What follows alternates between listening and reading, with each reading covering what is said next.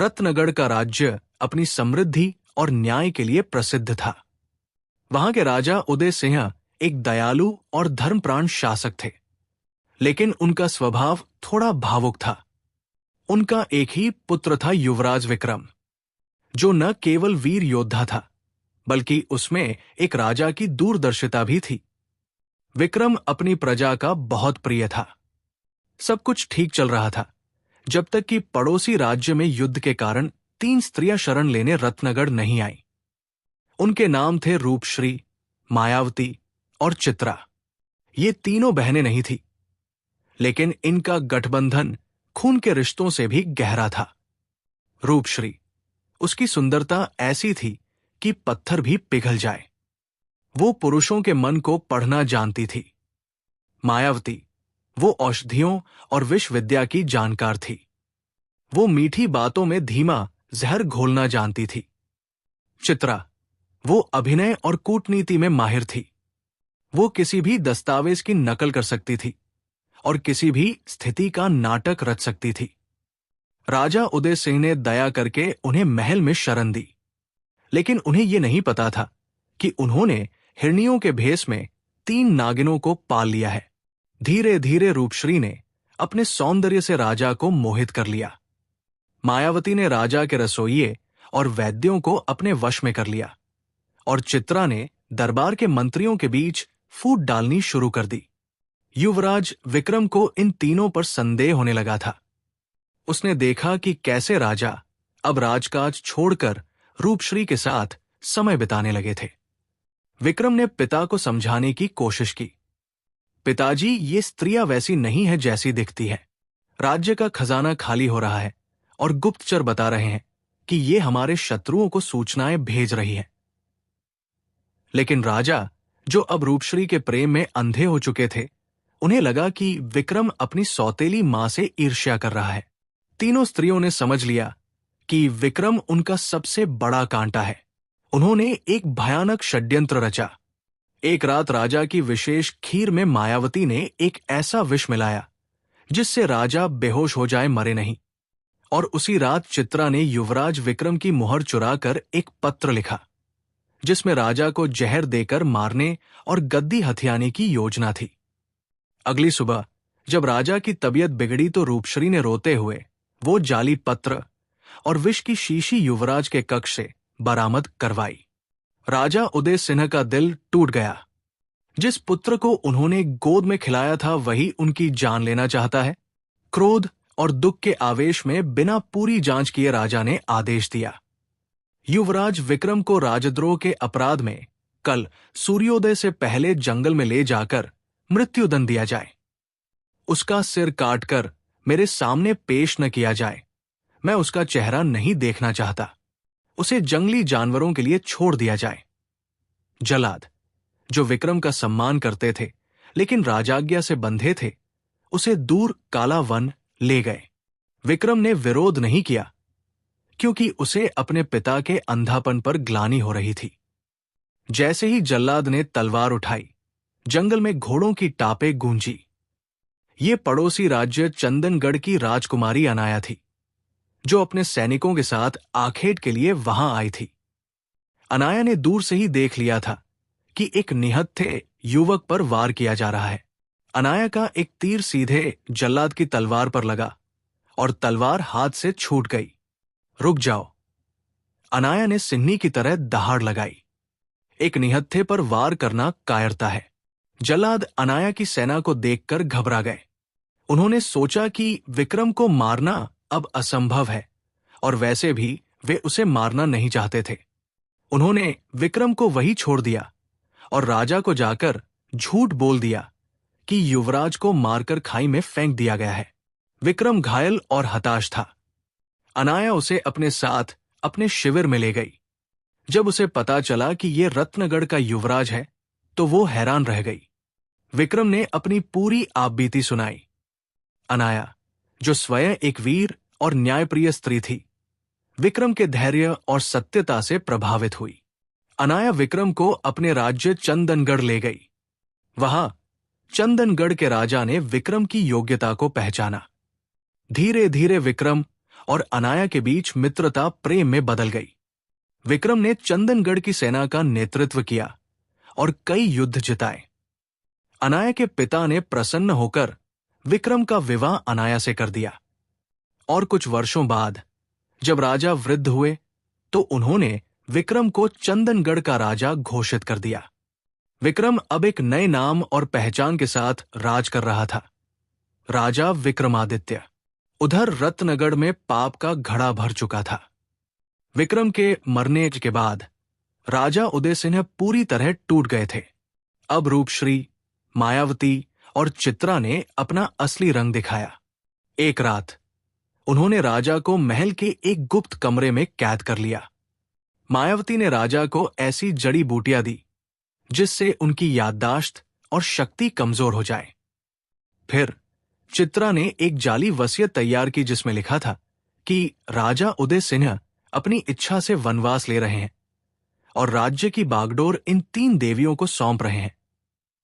जनता में विद्रोह न हो इसलिए उन्होंने प्रचार किया कि राजा पागल हो गए हैं।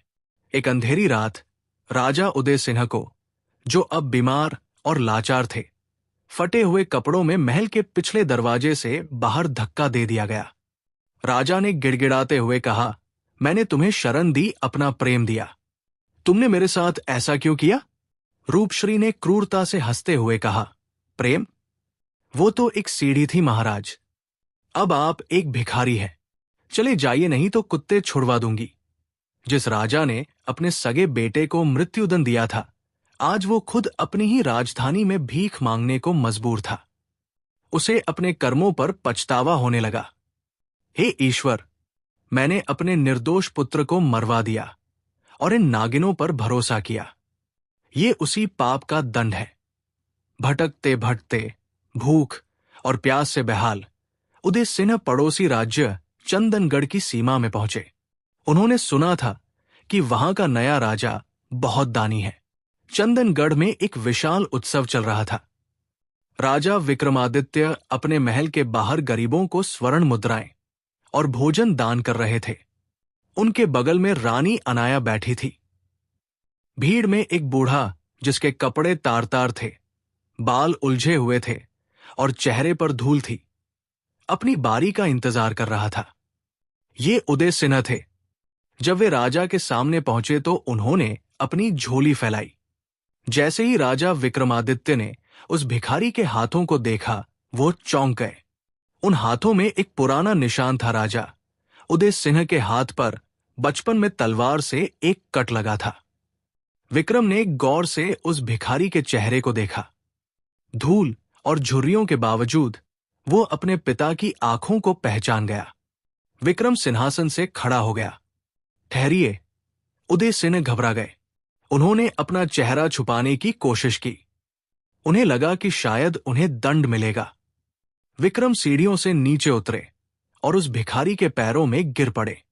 पिताजी, आप इस दशा में? पूरा दरबार सन्न रह गया। राजा एक भिखारी के पैरों में। उदय सिंह कांपने लगे। उन्होंने भीगी आंखों से ऊपर देखा। पुत्र, तुम जीवित हो? लेकिन मैंने तो तुम्हें। विक्रम ने उन्हें गले लगा लिया। हां पिताजी, मैं जीवित हूं। नियति ने मुझे बचा लिया। राजा उदय सिंह फूट फूट कर रोने लगे। मुझे क्षमा कर दो पुत्र। मैं अंधा हो गया था। मैंने कांच के टुकड़ों को हीरा समझ लिया और अपने असली हीरे को फेंक दिया। उन 3 डायनों ने मेरा सब कुछ छीन लिया। विक्रम ने अपने पिता के आंसू पोंछे और कहा, आंसू मत बहाइए पिताजी, आपका बेटा अभी जिंदा है। रत्नगढ़ का सिंहासन आपका है और वो आपको वापस मिलेगा। विक्रम ने उन्हें महल के अंदर ले जाकर नहलाया, राजसी वस्त्र पहनाए और भोजन कराया। फिर विक्रम ने अनाया को बुलाया और बताया, यही वो है जिन्होंने मेरी जान बचाई थी। उदय सिंह ने अनाया को आशीर्वाद दिया। बेटी, तुमने न केवल मेरे बेटे को जीवन दिया, बल्कि आज मेरे मृत शरीर में भी प्राण डाल दिए। विक्रम जानता था कि रत्नगढ़ पर सीधा हमला करने से निर्दोष सैनिकों की जान जाएगी। उसे उन 3 चालाक स्त्रियों को उन्हीं की भाषा में जवाब देना था। छल के बदले महाछल। विक्रम, अनाया और उनके महामंत्री ने एक योजना बनाई। विक्रम ने एक धनी विदेशी व्यापारी का भेष बदला। अनाया ने एक रहस्यमयी नर्तकी का रूप लिया। वे दोनों रत्नगढ़ पहुंचे। व्यापारी विक्रम ने दरबार में जाकर कहा कि वो हीरों के द्वीप से आया है और रत्नगढ़ की 3 देवियों के सौंदर्य की चर्चा सुनकर उन्हें बेशकीमती उपहार देने आया है। उसने रूपश्री को एक जादुई हार दिया और कहा, महारानी, ये हार उसे ही शोभा देता है जो सबसे सुंदर हो। सुना है आप तीनों में से आप ही सबसे सुंदर हैं। यही बात उसने गुप्त रूप से मायावती और चित्रा से भी कही, लेकिन अलग अलग उपहारों के साथ। विक्रम ने मायावती, जो विष की जानकार थी, के पास जाकर झूठ बोला, महारानी रूपश्री ने मुझसे एक ऐसा जहर मांगा है जो किसी को भी धीरे धीरे मार दे। क्या आपको पता है वो किसके लिए है? शायद वो अकेले राज करना चाहती है। मायावती का माथा ठनका। उधर अनाया ने चित्रा, जो जाली काम करती थी, से दोस्ती की और कहा, मैंने सुना है कि खजाने की चाबी अब केवल मायावती के पास रहेगी। क्या आप पर उन्हें भरोसा नहीं?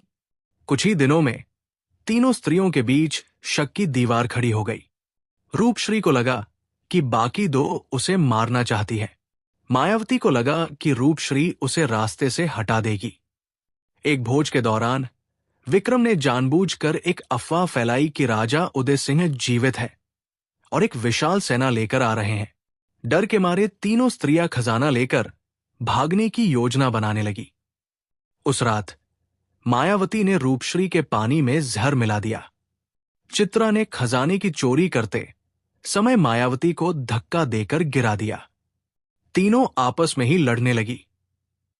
वे एक दूसरे पर चीख रही थी, तूने धोखा दिया, नहीं तूने। तभी महल के द्वार खुले।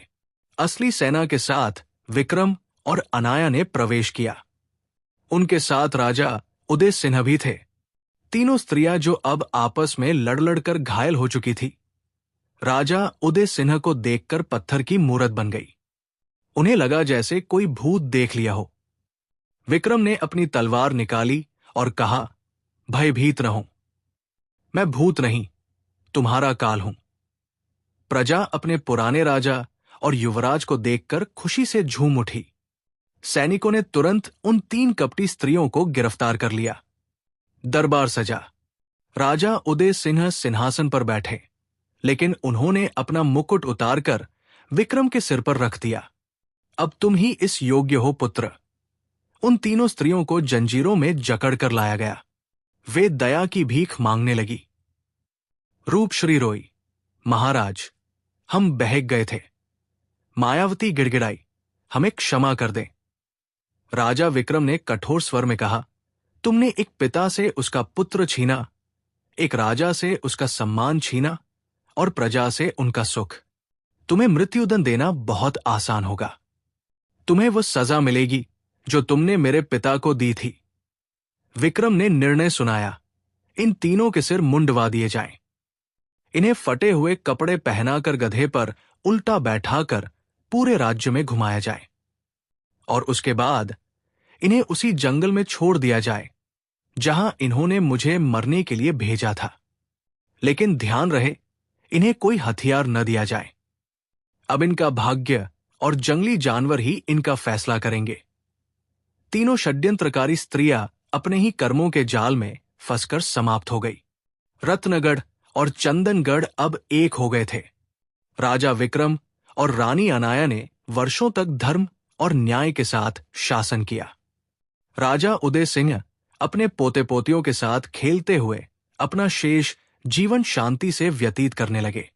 ये कहानी आज भी लोगों को याद दिलाती है कि सत्य परेशान हो सकता है, लेकिन पराजित नहीं, और दूसरों के लिए खोदा गया गड्ढा अक्सर अपनी ही कब्र बन जाता है।